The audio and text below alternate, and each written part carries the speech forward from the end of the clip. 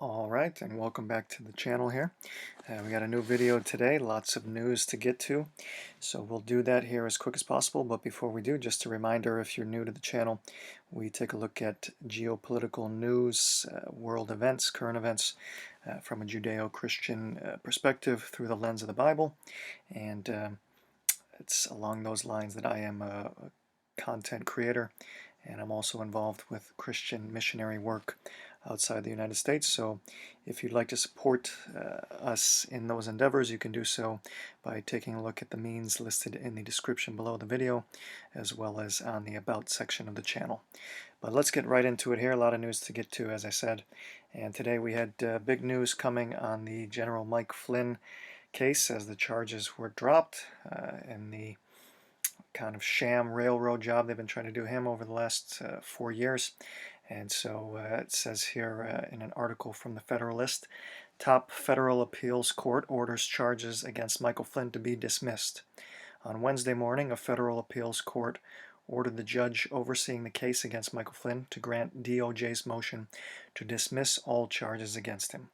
A top federal appeals court on Wednesday ordered a lower court to grant the Department of Justice's motion to dismiss all charges against Michael Flynn, who previously served as the White House National Security Advisor.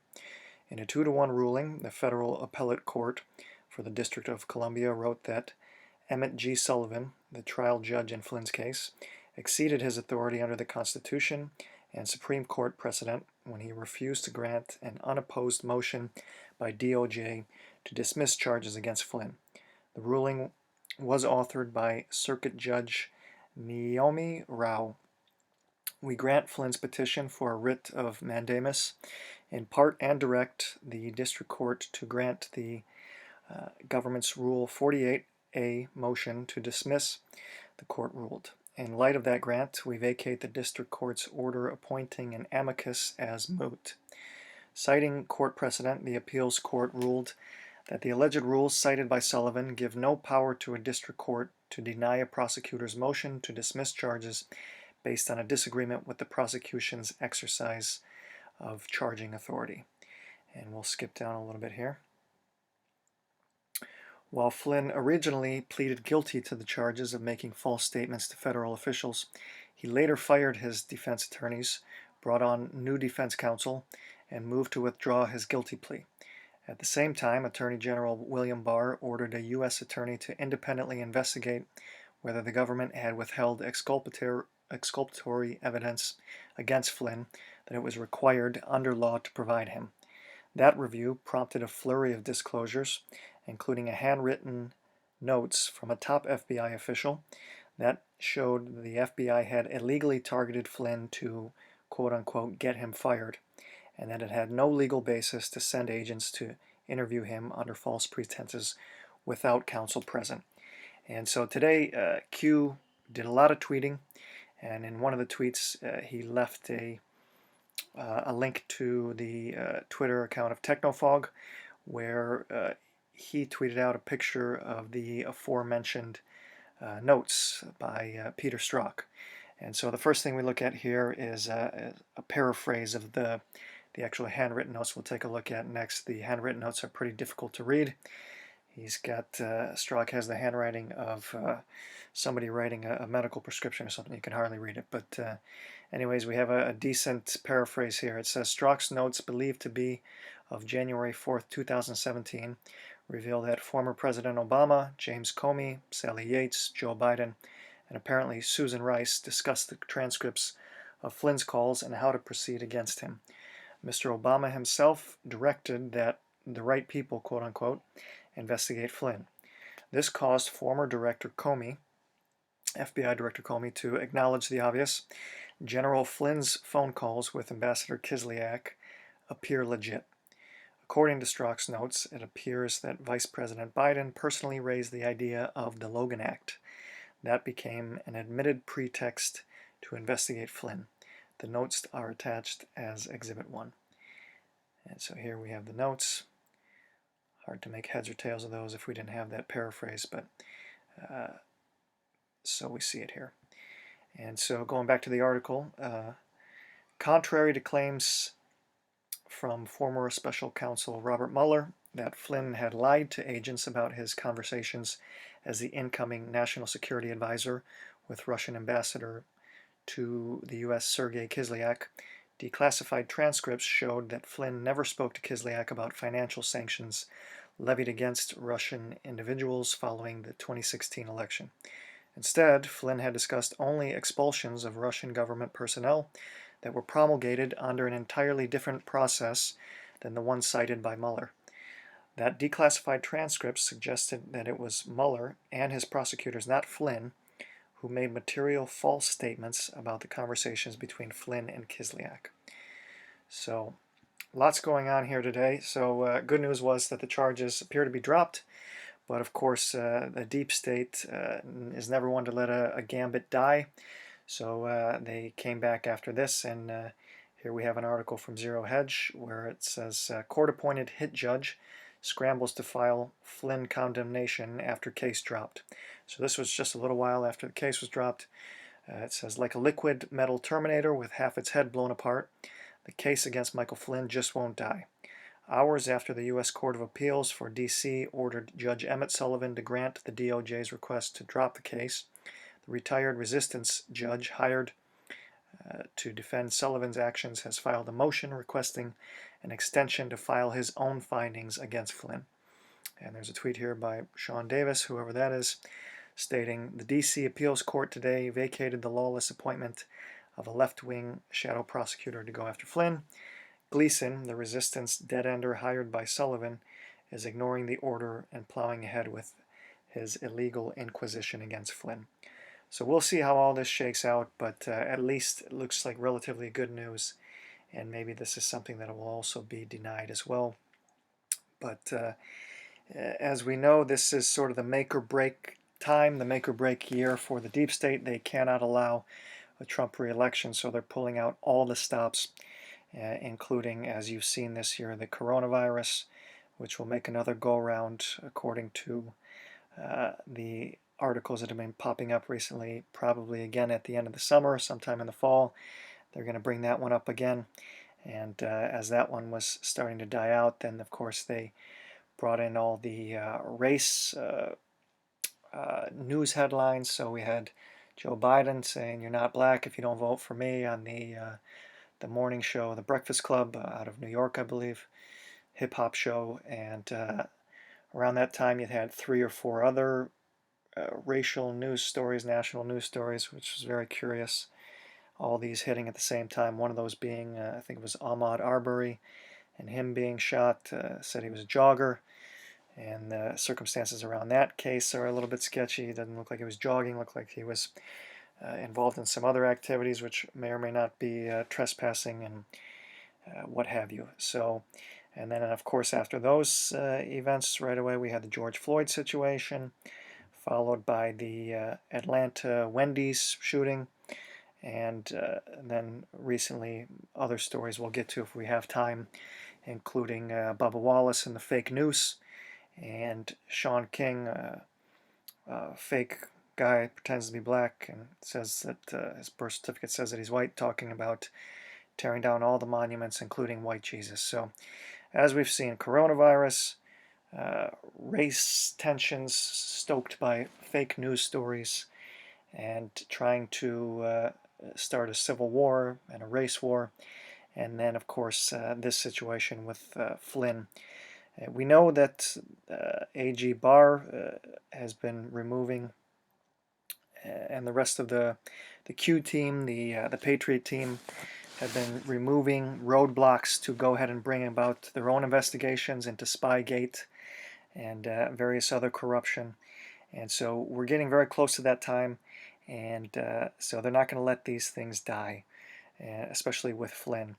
And so we'll see where this goes. We'll see if this opens up now the possibility of bringing up charges for people like Obama, like Comey, like some of the other players in the Spygate.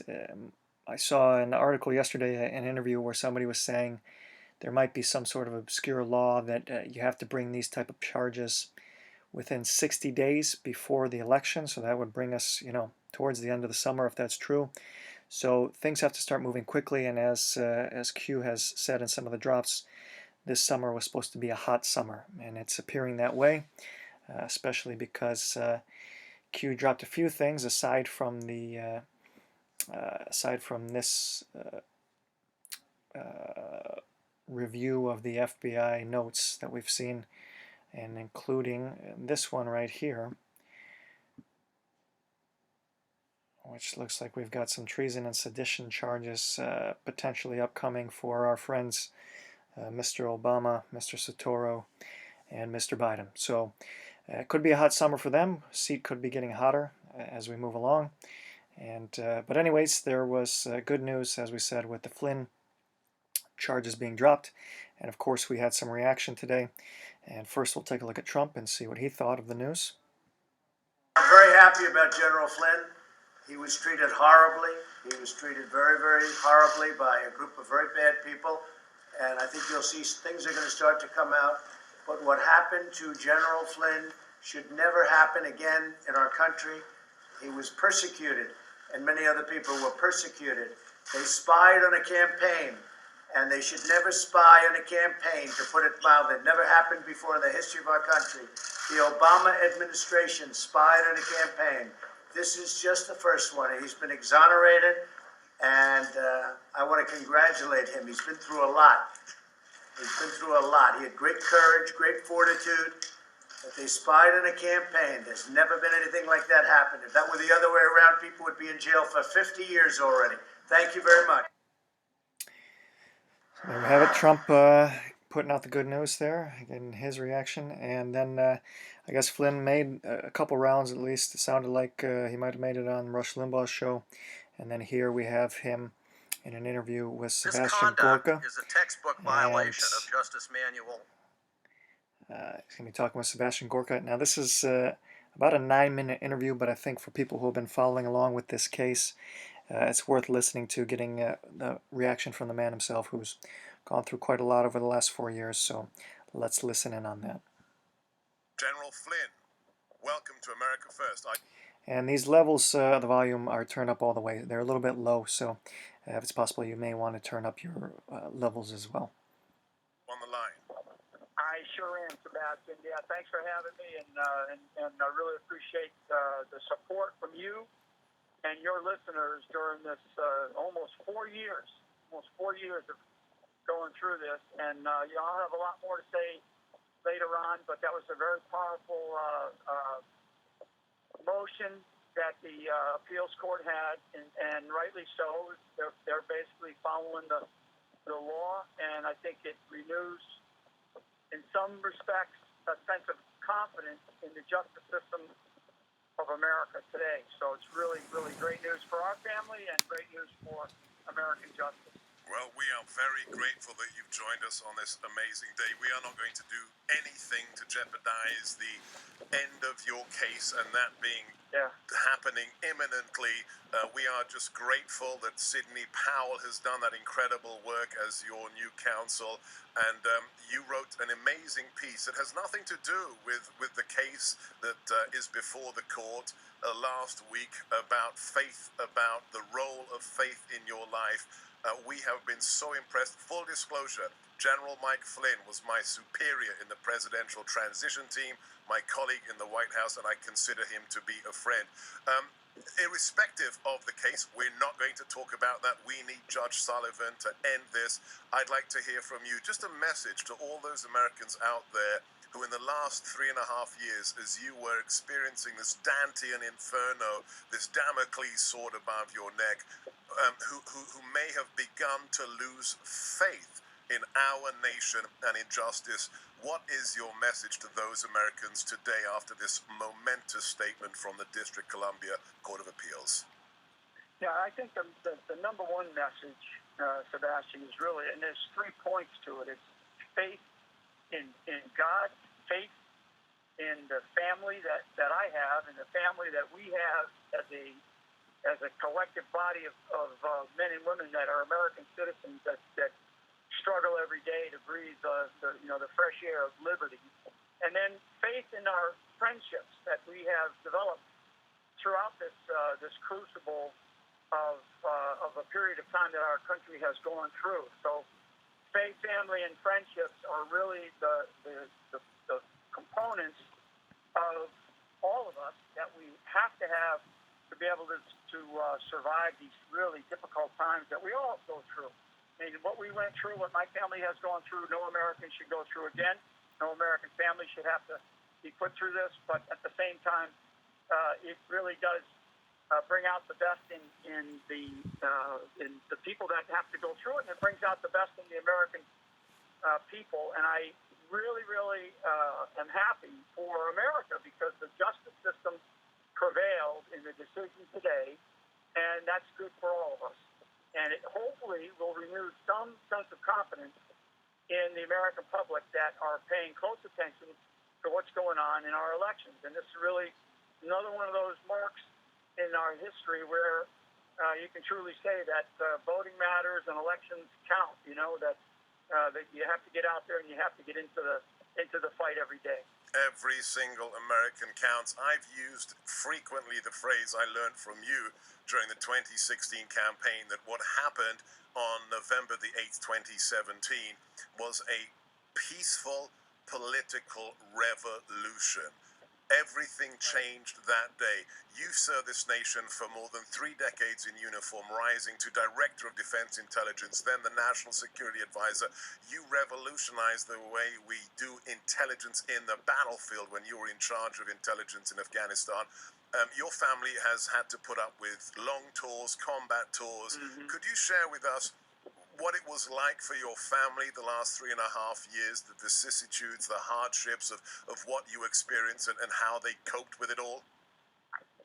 Yeah, I mean, I think that, number one, a lot of people probably don't know, but my wife and I have been together for, since we were 13 years old, so it's been decades that we have had a great, strong relationship, and, we're best friends and all that sort of stuff. But I would just offer that, nearly 5 years in combat, against various foreign enemies. Never in my wildest, imagination did I ever think that I'd be facing a domestic enemy like I've faced in the last nearly 4 years. So, but like I said, the end result is that the justice prevailed. The system finally discovered the truth as it does. When it needs to at times, and it took time, but it prevailed, and I think it should renew a lot of the faith that the American public have, at least that it can come up with the right decisions when it needs to. You were only one victim. You were the most important victim as far as I'm concerned. You are the one that could have done the greatest damage to the deep state, the anti-democratic forces still in government had you stayed on as National Security Advisor. With this incredible decision today, and we only have a couple of minutes left with General Mike Flynn, former Director of Defense Intelligence and also National Security Advisor. Follow him at Gen Flynn right now. Check out his book, Field of Fight. Does this decision today, does this also give you a sense that the other people who are owed justice and the other things that have to be uncovered will be uncovered, General Flynn? Well, what I believe is happening is there is or has been demonstrated to be a real sense of discovering just what happened prior to the election, after the election, during the transition, as you mentioned, and then also into the administration, the current administration itself. So I'll leave that for the legal wizards of the Department of Justice, led by Attorney General Barr. But I would just say that if mine is an example of shining a very bright spotlight on the truth, which is what it has done, then I feel optimistic that there will be other things that do emerge from this, where people in this country feel even, that it should be a point of pride. The rule of law in our country, Sebastian, should be a point of pride for our country, because unlike any other country in the world, that's the one thing that sets us apart, is that we have something called the rule of law, which has been at risk. But I think under this Attorney General and the kinds of decisions that at least have affected my life and what we just watched an appeals court do today, I think it should give us all a sense of confidence that the justice system is returned. In this age right now, we have 1 minute left with you, General. In this age where we see statues being torn down, we see people being abused, spat at, shot at in so-called autonomous zones, how important is the issue of courage amongst average Americans, General Flynn? Not war heroes, but just average Americans. Right. I think average Americans need to understand that if they want to continue to breathe the fresh air of liberty, that they have to find within them resolution, a sense of courage in their own way to stand up. And I do believe that, as I just mentioned about rule of law, that the front line of defense on the streets of America are the men and women who serve in blue and who serve in our law enforcement. Those law enforcement professionals, from the cops to the commissioners around the country, those are the ones that we have to stand alongside with and cheer them on in their jobs, because they're the ones that show up in the dark of the night in our neighborhood with no fanfare, and they protect us. They're on the wall just like you've been for us. God bless you. God bless Laurie, Sydney, your whole team. We are praying for you. Justice is being done. He's General Mike Flynn, and this is a great day for America. God bless you, Mike. God bless you, General. There we have it. So reaction from Mike Flynn on today's charges being dropped, and we'll see where it goes from here. The deep state are desperate animals, cornered animals at this point, so nothing, it's good news, but nothing's finished yet. As we know it, they're going to try everything they can to forestall the inevitable, because they know ultimately they're going to meet with treason and sedition charges and potential serious consequences. So we'll see where this goes in the future. And as I said, lots of drops today by Q. I won't go through all of that. There's lots of people who do this sort of thing. But anyways, if you're interested, it's worth taking a look at all the various drops, which you can find at qmap.pub. Very easy to navigate and take a look at everything. So I'd recommend you do that. Also, yesterday, before Trump made his way over to Arizona, he had some interesting comments. He, as you probably know, gave a speech to some young people over in Arizona, took a look at the border wall, but he managed to get 5 minutes or so with some of the press pool and answered a few questions and had a couple interesting things to say during that exchange, so let's take a look at that real quick. Very strong. Last night we stopped an attack on a great monument, the monument of Andrew Jackson in Lafayette Park. And I just want to thank law enforcement. They did a great job. We were working very closely with the White House Secret Service and some of our executives. It was really, they did a great job. They stopped it cold. Numerous people are in jail and going to jail today. People are already there, but we're looking at long-term sentences under the Act. We have a very specific Monuments Act, and we are looking at long-term jail sentences for these vandals and these hoodlums and these anarchists and agitators, and call them whatever you want. Some people don't like that language, but that's what they are. They're bad people. They don't love our country, and they're not taking down our monuments. I just want to make that clear. And other than that, go ahead. Mr. President, do you have an executive order coming regarding the monuments? What will it accomplish? I will have an executive order very shortly, and all it's really going to do is reinforce what's already there, but in a more uniform way. Okay? And I want to also say this. If the state governments, because you see them all over in Seattle, they're very weak. And in Minnesota, they might need help. If they need help, the federal government is willing to help them. If these hoodlums come around, these are not protesters, by the way. These are These are anarchists and other things. If these hoodlums come around, and if the states can't handle it, we are ready, willing, and able to help, as we did in Minnesota, where we stopped after 4 days. They finally called, and we did a great job with the National Guard. Mr. President, are you planning to make any... Yeah, so a couple interesting things there. First of all, they're ending these shenanigans here with these people that are just running around willy-nilly, tearing down all kinds of statues, including, by the way, as you probably have seen, tearing down statues to people who helped in the abolition movement and helped in the removal of slavery as an institution. Just total goofball, useful idiots tearing down things that they have no idea what they are.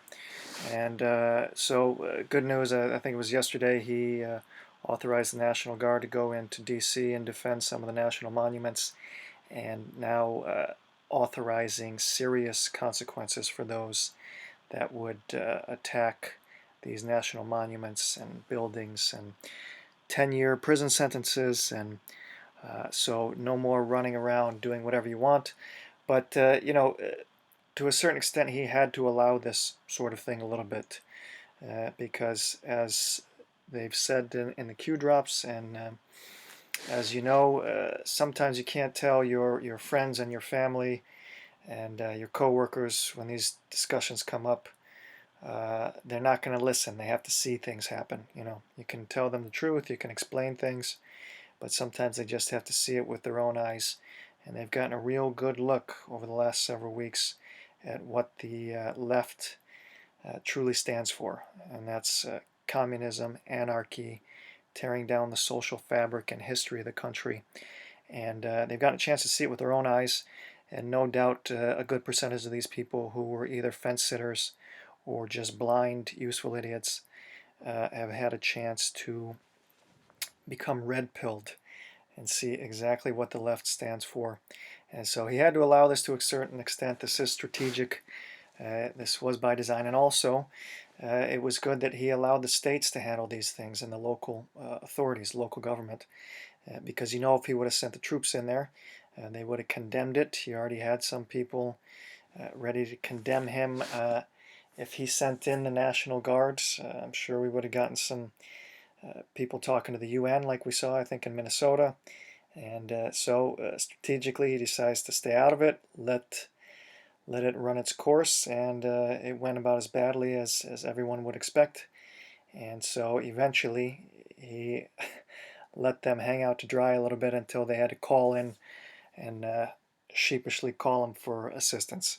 So that was the right play as well, of course, letting these liberal governors and mayors, giving them enough rope to hang themselves, so to speak. And so once again, people got to see exactly who and what these local leaders are all about as we're making our way towards elections. So people won't forget this, and so well done by Trump on that. So as we've seen, and as he just talked about, no more tearing down monuments, because it's been getting very George Orwell 1984 out there. And you may have seen this quote recently, but let's take another look at it just so we can remind ourselves that, yeah, they really have planned to totally destroy the nation, the monuments, and the history.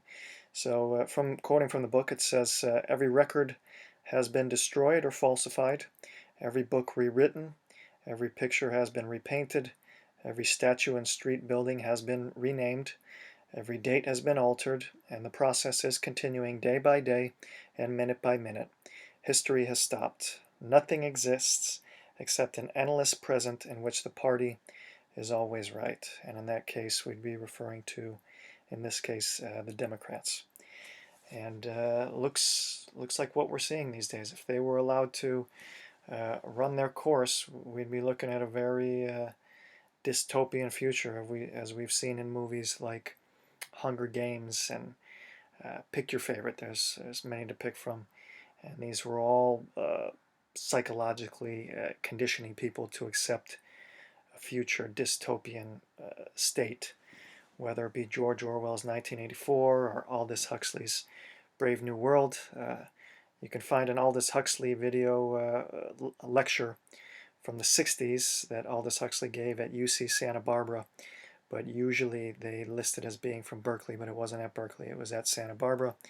And for anyone that's interested, you should go and listen to that. He goes into great detail about what the future would look like, and when you take a look at the news today, it's exactly what's going on.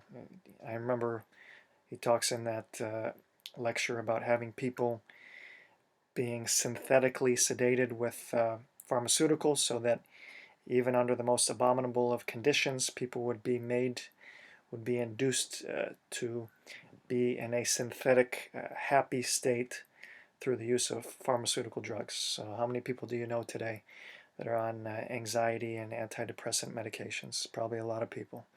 So it's interesting to check that one out if you're so inclined to do so. And continuing along with the recent theme of tearing things down, monuments, etc. There's this lady here from Venezuela. As we know, Venezuela has been going through a difficult time over the last few years as they've been enduring their own revolution, same Marxist leftist revolution they like to employ in the U.S. And she says, Venezuelan activist warns U.S. defend your country against statue topplers or it will be destroyed. Venezuelans recognize signs of cultural Marxism that can lead to a communist takeover better than almost anyone. According to Elizabeth Rogliani, a Venezuelan activist and social media influencer, Americans should be very concerned about the toppling of statues and attempted erasure of American history by cultural Marxists with a dangerous ideology. In an interview on the Ingram Angle on Fox News, Rogliani warned that these actions mark a slippery slope toward a potential full-blown cultural revolution in America. It's an attempt to change the identity of the country. That's my opinion, and that's what they did to us, she said, speaking from experience of her time in Venezuela. I don't think they're seeing past what's going to happen next because they're thinking these are just symbols of oppression, she noted. But I had a lot of friends who told me, oh, it's just the Confederate statues. And I said, no, it's not going to be just the Confederate statues. Just wait and see. This is a slippery slope. And so she was on the Laura Ingraham show on Fox, and she had a few interesting things to say. So let's take a look at that real quick.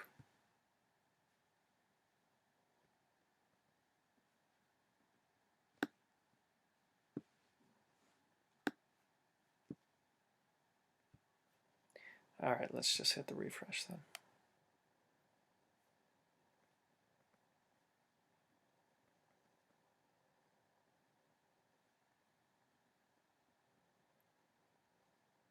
Want to stream thousands of movies and TV shows for free? You're kidding, right?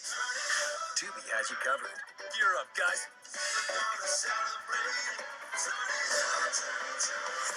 Tubi. Watch free.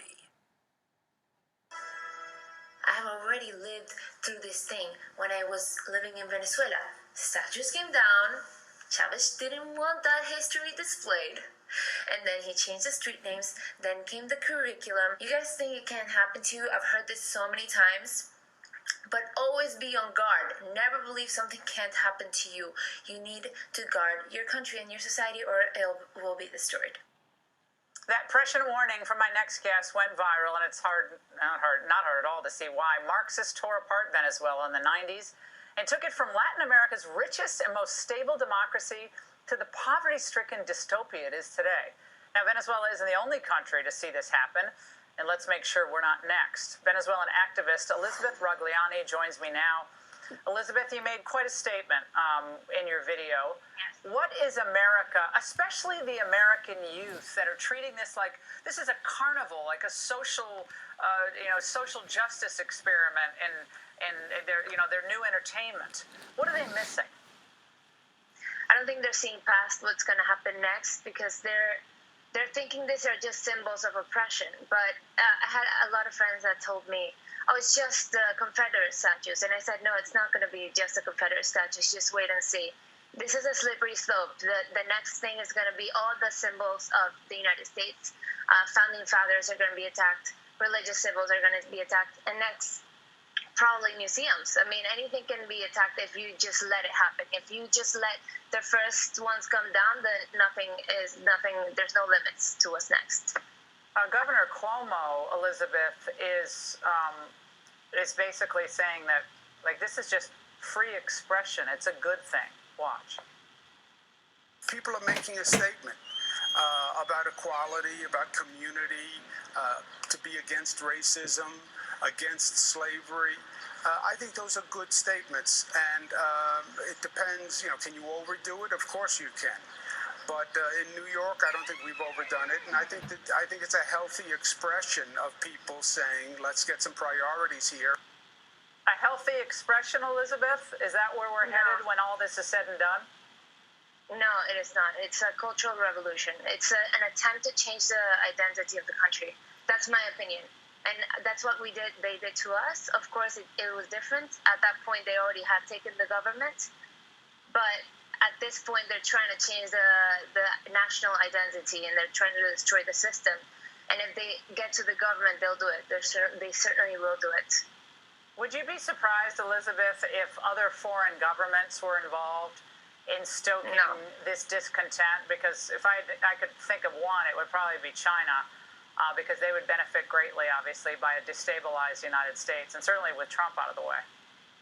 Yeah, of course. I'm not sure. I wouldn't be surprised if they're involved. In fact, another of those videos that I made on TikTok, I was talking about how the Venezuelan regime was involved in the protests that are going on now, and we saw the evidence of the VLM founders being an ally to the Venezuelan regime. I saw pictures of them in 2015 where Osvaldo Meti, one of the co-founders of the BLM movement, went to Venezuela and called and said that she was happy to be in a place with intelligent political discourse.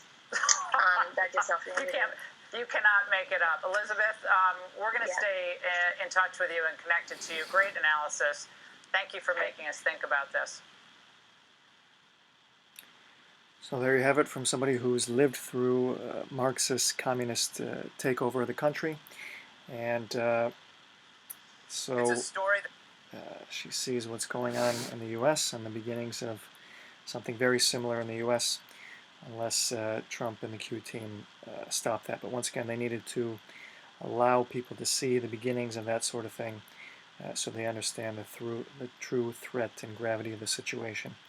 It's also interesting that Ingram mentioned maybe some foreign actors involved, as I think I remember A.G. Barr mentioning something similar. So it could be that there will come out in the future that there were some foreign actors involved in this movement in the U.S. as well. And then last thing I think we'll cut off here so it doesn't get too long is a video. I'm not going to play it. We're not going to watch it. It's too long. It's about 20 minutes. But this is an interview from this guy's channel here. It's called The Modern Survivalist. And he lived through the economic collapse of Argentina in the early 2000s and wrote a book about that and the aftermath and what that was like. And he interviewed a guy who's living in Venezuela currently and what life is currently like over there. He doesn't interview him live, he just, because it was in Spanish, but he talks about the interview and what he learned from the interview in this video here. It's, as you can see, it's about 25 minutes long, and I think it's a good red pill for people who want to know exactly what it's like to live in a country after a communist takeover. As I've had conversations with some people, and you've had conversations likely with some people who think it's not such a bad thing if the U.S. would move towards socialism or communism. They think Big Brother's going to take care of all their needs, feed them, clothe them, house them, and it'll be a good thing for everybody. Never mind who's going to pay for all that. But in this video, a couple things that I remember from watching it is the gentleman who lives in Venezuela, aside from the fact that it's completely dangerous and every day you're taking your life into your hands, whether you're at home or leaving the house. He mentions they have 6 hours of electricity per day, and he does things like freezing bottles of water and then placing them in the refrigerator so he can keep the food cool in the refrigerator during the 18 hours that they don't have electricity.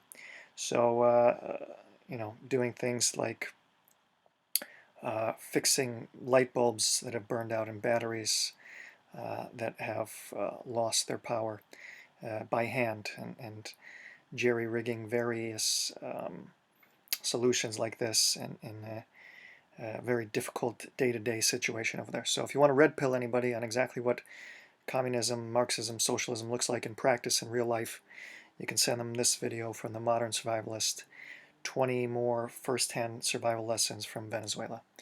And I think we'll call it quits for here so it doesn't get too long, but thanks for checking in again, and we'll catch you on the next one.